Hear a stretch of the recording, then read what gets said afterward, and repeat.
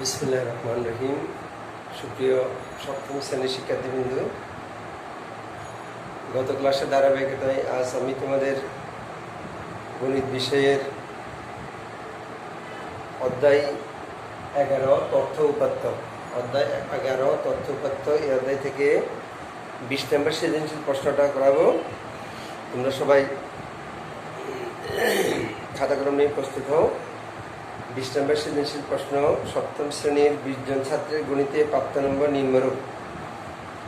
এই প্রশ্ন থেকে উদ্দীপক থেকে এখানে 3টে প্রশ্ন করেছে। উপাত্ত কত প্রকার কি কি, 5 শ্রেণীব্যাপ্তি নিয়ে সারণী তৈরি করো, প্রাপ্ত সারণী থেকে আয়তলেখ অঙ্কন করো।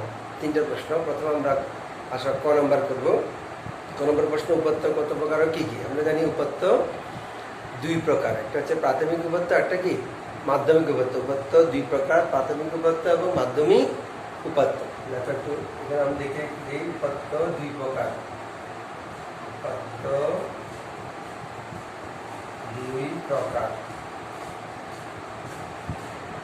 উপাত্ত 2 প্রকার যথা 1 প্রাথমিক উপাত্ত,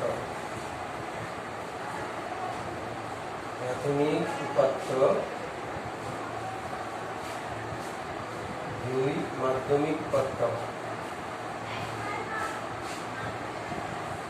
মাধ্যমিক উপাত্ত যে উপাত্তটা সরাসরি উৎস থেকে সরাসরি সংগ্রহ করা হয় সেটা হচ্ছে প্রাথমিক উপাত্ত। আর যে উপাত্তটা পরোক্ষ উৎস থেকে সরাসরি সংগ্রহ না করে পরোক্ষ উৎস থেকে এটাকে সংগ্রহ করা হয় সেটা হচ্ছে মাধ্যমিক উপাত্ত। উপাত্ত 2 প্রকার, একটা প্রাথমিক উপাত্ত, একটা মাধ্যমিক উপাত্ত। আসলে আমরা তারপরে খ নম্বর প্রশ্ন যাই। 5 শ্রেণী ব্যক্তি নিয়ে সারণী তৈরি করো, প্রাপ্ত সারণী থেকে আয়তলেখ অঙ্কন করো। তাহলে প্রথমে আমরা খ নম্বর জন্য একটা সারণী করতে হবে। আমাদেরকে প্রথমে শ্রেণী পরিসর বের করতে হবে, তারপর শ্রেণী সংখ্যা বের করতে হবে, তারপরে গিয়ে আমরা সারণী করতে পারবো।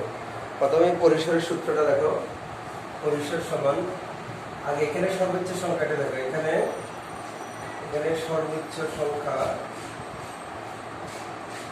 সর্বোচ্চ সংখ্যা সমান কত, আর সর্বনিম্ন সংখ্যা। আমরা দেখি এখানে সবচেয়ে বড় সংখ্যা কত আছে। এখানে দেখো 50, 60, 62, এরপরে 85,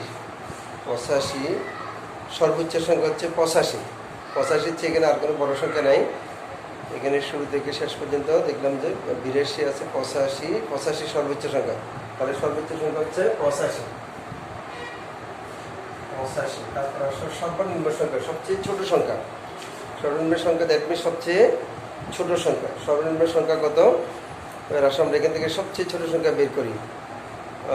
সবচেয়ে ছোট সংখ্যা 32। নিচে আর কোনো ছোট সংখ্যা নাই। তাহলে আমরা দেখি সবচেয়ে ছোট সংখ্যা হচ্ছে 32।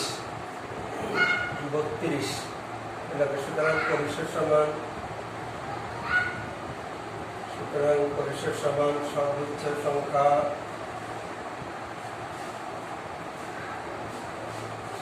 সংখ্যা বিয়োগ সর্বনিম্ন সংখ্যা যোগ 1। এই হচ্ছে পরিসরের সূত্র। সর্বোচ্চ সংখ্যা বিয়োগ সর্বনিম্ন সংখ্যা যোগ 1। এবার আসলে সর্বোচ্চ হলো 85 বিয়োগ সর্বনিম্ন হলো 32 যোগ 1। এবার বিয়োগ করা 5 থেকে 2 গেলে হবে 3, 8 থেকে 3 গেলে 5, 53 যোগ 1 সমান কত, 54। 53 যোগ 1 সমান 54। তাহলে দেখো আমরা সর্বোচ্চ সংখ্যা পেলাম 85, সর্বনিম্ন সংখ্যা 32। তাহলে বিয়োগ করলে 5 থেকে 2 গেলে 3, 8 থেকে 3 গেলে 5, 53 যোগ 1 54। এখন এবার আমরা শ্রেণী সংখ্যা বের করবো। এবার দেখো শ্রেণী ব্যক্তি 5 নিয়ে শ্রেণী সংখ্যা সমান, শ্রেণী ব্যক্তি 5 নিয়ে শ্রেণী সংখ্যা সমান, শ্রেণী ব্যক্তি 5 নিয়ে শ্রেণী সংখ্যা সমান শ্রেণী সংখ্যার সূত্র হচ্ছে পরিসর ডিভাইডেড বাই শ্রেণী ব্যক্তি। পরিসর ডিভাইড বাই শ্রেণী ব্যাপ্তি। তাহলে পরিসরের সূত্র হলো 54 আর শ্রেণী ব্যাপ্তি হলো তোমার 5। তাহলে 54কে যদি 5 দিয়ে ভাগ করো তাহলে এখানে ভাগটা সরাসরি দেখা যেতে পারে এখানে, অথবা ক্যালকুলেটরে ভাগ করলে হবে 5 দিয়ে করলে পিছনে উপর থেকে 4 না হলো 5 4 5 একটা শূন্য দাও, দশমিক দিয়ে একটা শূন্য আনো, 5040 দিয়ে করলে তাহলে এখানে হবে 10.8। 10.8 মানে 11।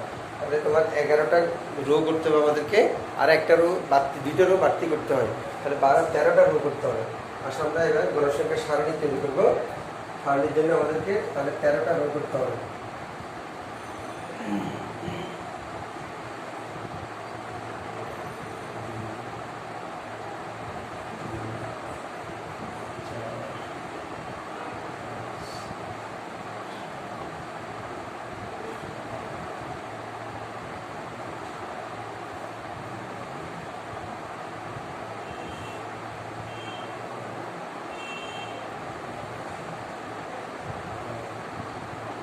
প্রথমে আমাদেরকে 13টা রো করতে হবে, আর কলম করতে হবে 3টা। একটা কলম হবে শ্রেণীব্যাপ্তি, একটা হচ্ছে ট্যালি, আর একটা হচ্ছে গণসংখ্যা। শ্রেণীব্যাপ্তি, ট্যালি, গণসংখ্যা। এখানে প্রত্যেক গণসংখ্যা সারণী নিম্নরূপ। প্রত্যেক গণসংখ্যা সারণী নিম্নরূপ। প্রত্যেক গণসংখ্যা সারণী নিম্নরূপ। প্রথম দেখো শ্রেণীব্যাপ্তি,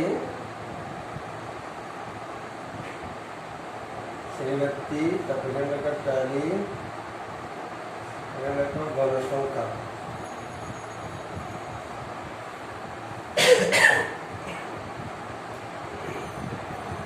তাহলে আসো আমরা প্রথমে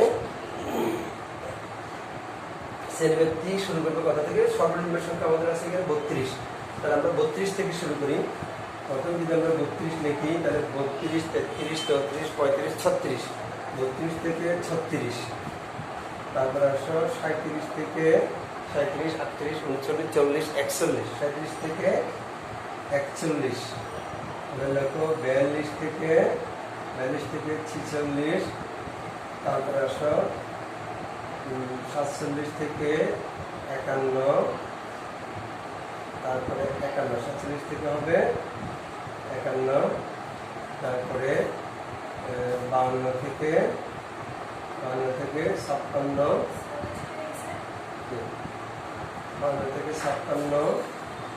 তারপর আসো 57 থেকে 62।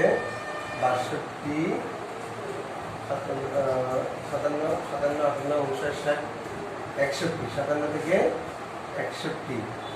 তারপরে দেখো 62 থেকে 66। তারপরে দেখো 67 থেকে 67, 68, 69, 70, 71। 67 থেকে 71। তারপরে দেখো 72 থেকে 76। তারপর 77 থেকে 81। তারপরে দেখো 82 থেকে 86। তাহলে সর্বোচ্চ সংখ্যা আমাদের কত? 85। তাহলে এক দিকে চলে এসছে।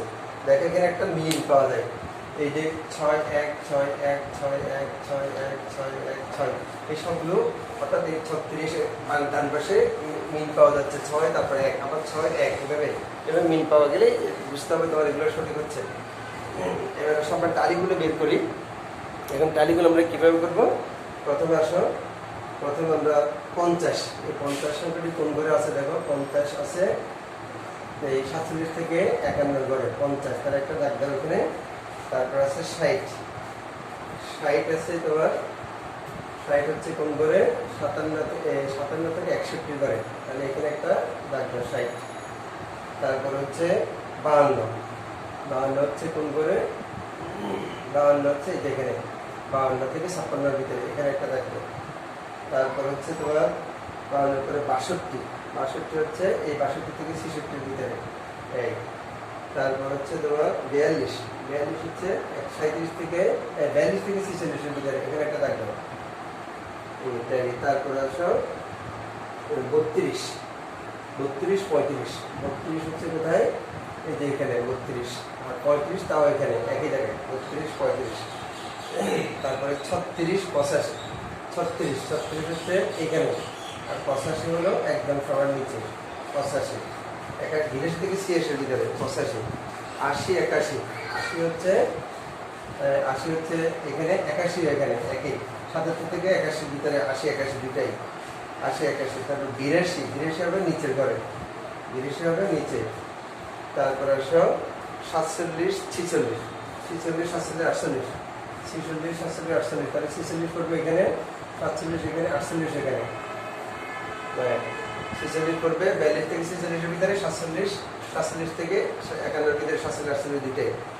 তারপরে 43 49 50, 43 করবে 42 থেকে 46 ভিতরে, 49 করবে 47 থেকে 51 ভিতরে, তারপর 50 করবে তাও এখানে, তাহলে এখানে একটা বাঁকা চিহ্ন যাবে, 5টা হলে বাঁকা চিহ্ন দিতে হবে।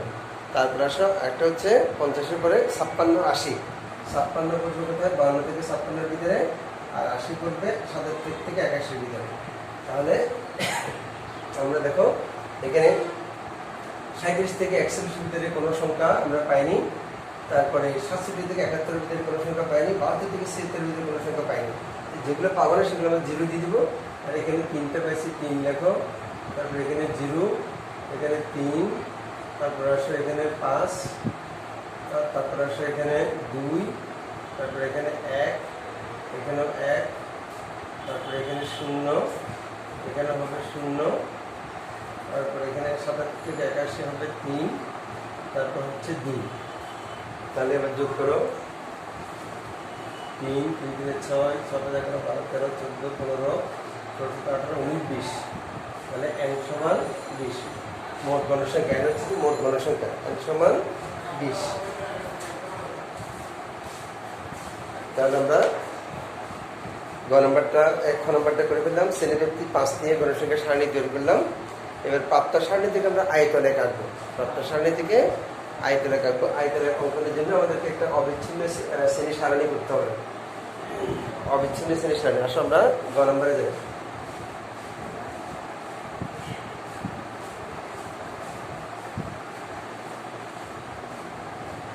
আয়তলেখ অঙ্কনের জন্য একটা অবিচ্ছিন্ন শ্রেণী সারণী করতে হবে। এটা হচ্ছে 2 প্রশ্ন উত্তর গ। অবিচ্ছিন্ন শ্রেণী সারণীতে আগে কিন্তু আমাদের দুগুলো করে ফেলে আমরা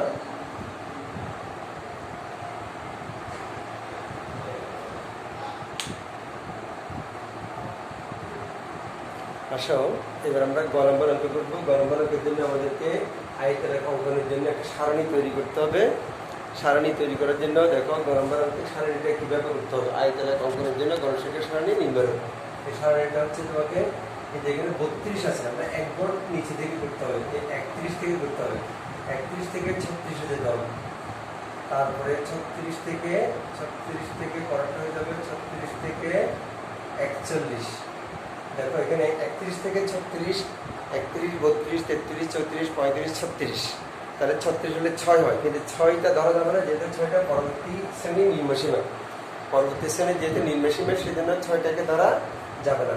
সেজন্য এই 41 36 থেকে 41, তারপর এটা হবে 41 থেকে 46, তারপরে আবার 46 থেকে 51, তারপরে আবার 51 থেকে 56, তারপরে আবার 56 থেকে এটা উদ্দেশ্যটা নিচে নিম্নসীমা হয়ে যাবে। প্রথম শ্রেণীর উদ্দেশ্যমা, পরবর্তী শ্রেণী নিম্নসীমা।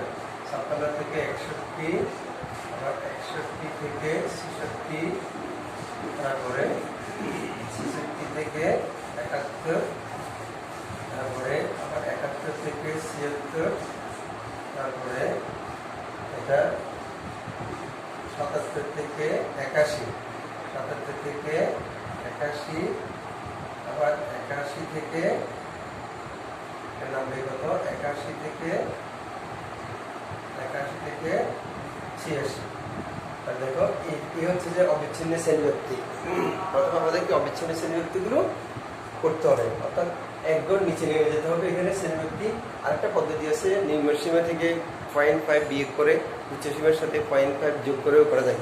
অর্থাৎ এটা তুমি চাইলে 31.5 থেকে 36.5 এভাবে করেও করতে পারো তোমরা। 31.5 থেকে 36.5 সেভাবে করা যায়। সেক্ষেত্রে মানে 0.5 নিম্ন সীমার সাথে নিম্ন সীমা থেকে বিয়োগ করতে উচ্চ সীমার সাথে 0.5 যোগ করতে হবে।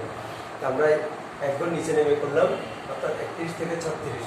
পরবর্তী প্রথম শ্রেণীর উচ্চ সীমা পরবর্তী শ্রেণীর নিম্ন সীমা হয়ে গেছে। পরবর্তী শ্রেণীর নিম্ন সীমা 36 থেকে 41 গেছে। আসলে আমরা এখানে প্রথমে শ্রেণীগুলো বসাই। এখানে প্রথমে 31 থেকে 36 পর্যন্ত কিছু ভাঙা চিহ্ন দিব। তারপরে এটা 1 2 3 4 5 6 7 8 9 10 11 12 13 যতগুলো শ্রেণী আছে প্রথমে 31 লিখতে হবে। এখানে 31, তারপরটা হবে 36, তারপরটা হবে 41, 41-এর পরে 46, 46-এর পরে 51, 51-এর পরে 61, 61 পরে 66, 66 পরে 66 পরে আসবে 71, 71 পরে 76, 76 পরে 81, 81 পরে 86। প্রথমে এগুলো আর উপর এদিকে হবে অবিচ্ছিন্ন শ্রেণীব্যক্তি, আর উপরে হবে গণসংখ্যা।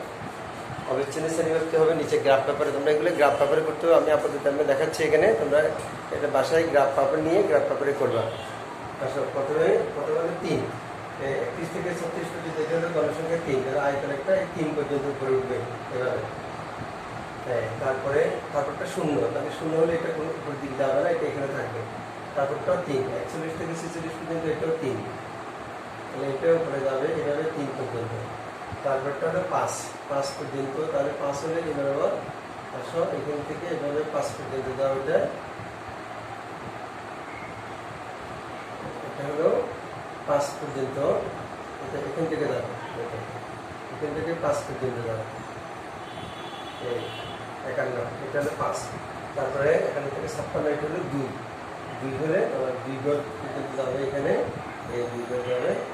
তারপরে হলো 1, এখন 1 গড় যাবে। তারপরটা আবার 1, এটাও সেম যাবে 1 গড়। তারপরটা 0 হলে এটা কোন থাকবে, এটাও খালি থাকবে, দুটো 0 আছে। তারপরটা আবার 3, এখানে 3 হলে আবার 3 পর্যন্ত যাবে, 3 পর্যন্ত এভাবে যাবে 3। তারপরটা হচ্ছে 2 হলে আমাদের 2 পর্যন্ত যাবে। এবার এগুলোকে একটু এভাবে পেন্সিল দিয়ে এভাবে কালো করে দেবে, পেন্সিল দিয়ে এভাবে কালো করে দেবে।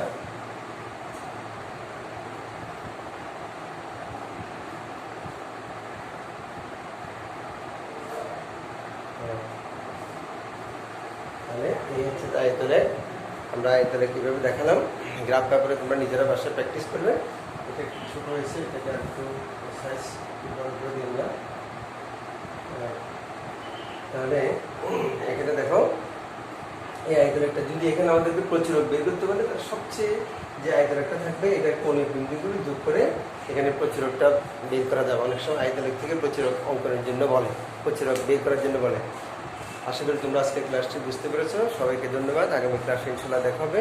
সে পর্যন্ত বিদায়। আল্লাহ হাফেজ।